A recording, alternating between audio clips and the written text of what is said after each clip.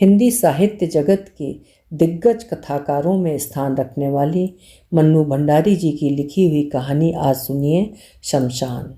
ये उनकी प्रसिद्ध कहानियों में से एक है। प्रस्तुत है कहानी।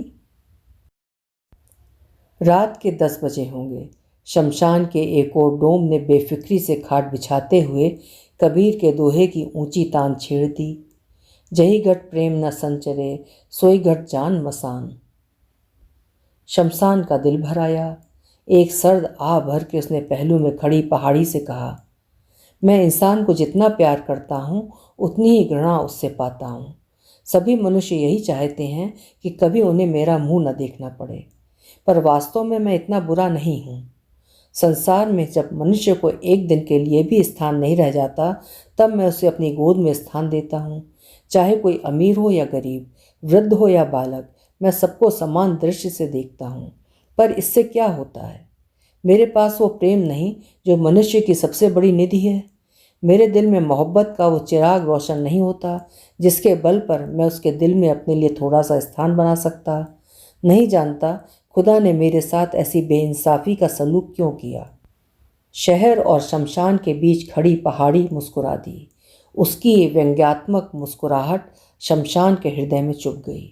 उसने पूछा, क्या तुम्हारी कभी ये इच्छा नहीं होती कि तुम्हारे पास भी इंसान की तरह प्रेम भरा दिल होता, जिसमें अपने प्रिय के लिए मर मिटने की तमन्ना मचलती रहती?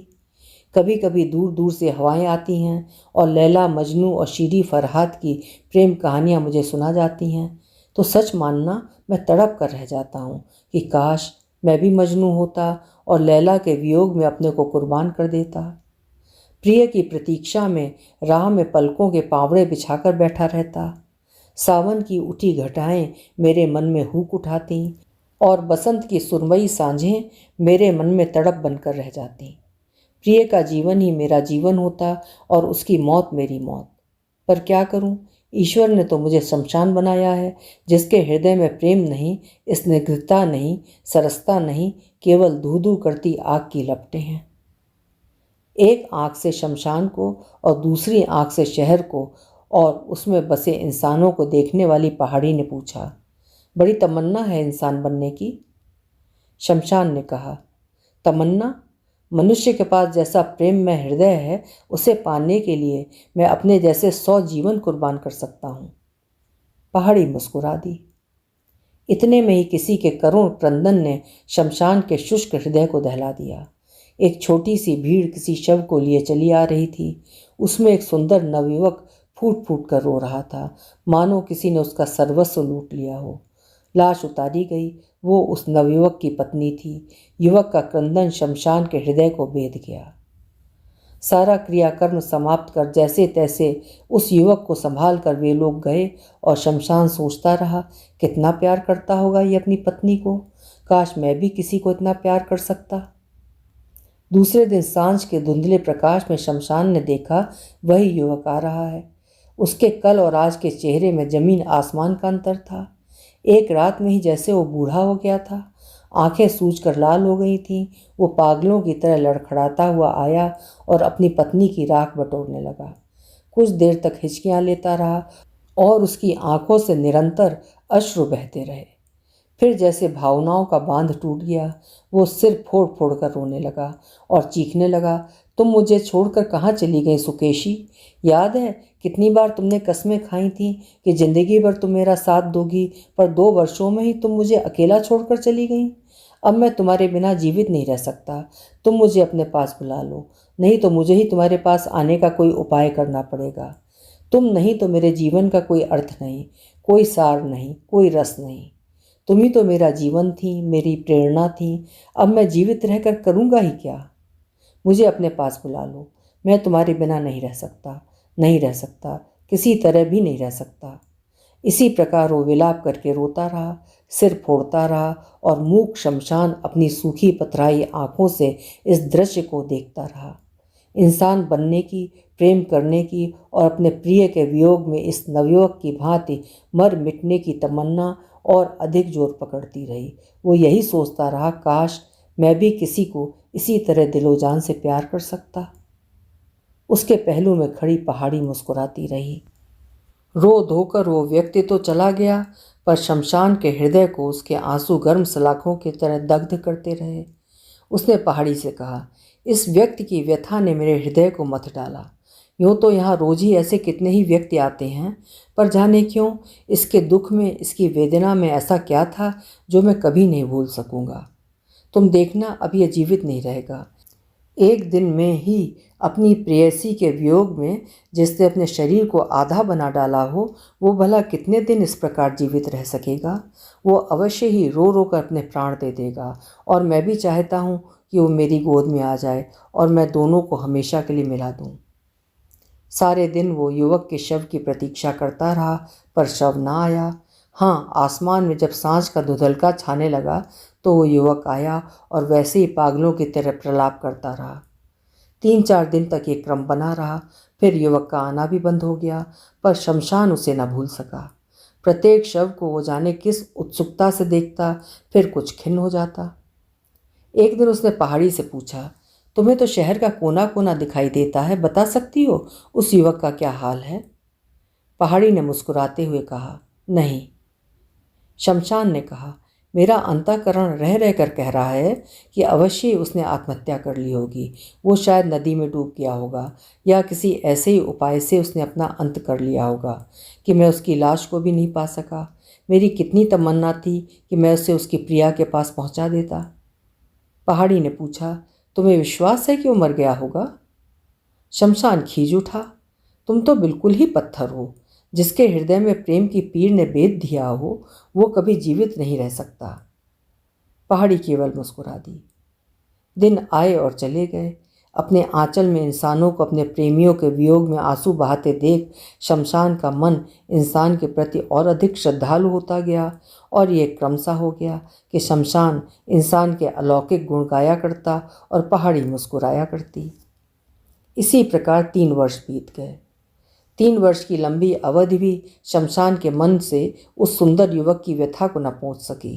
वो अक्सर उसकी बात करता, उसके उन आंसुओं की बात करता जो उसने अपनी प्रेयसी के वियोग में बहाए थे। उसके उस अनुपम प्रेम की बात करता जिसने उसे अवश्य ही आत्महत्या के लिए बाध्य कर दिया होगा। उसके उस करुण विलाप की बात करता जो आज भी उसके हृदय को मथे डाल रहा था।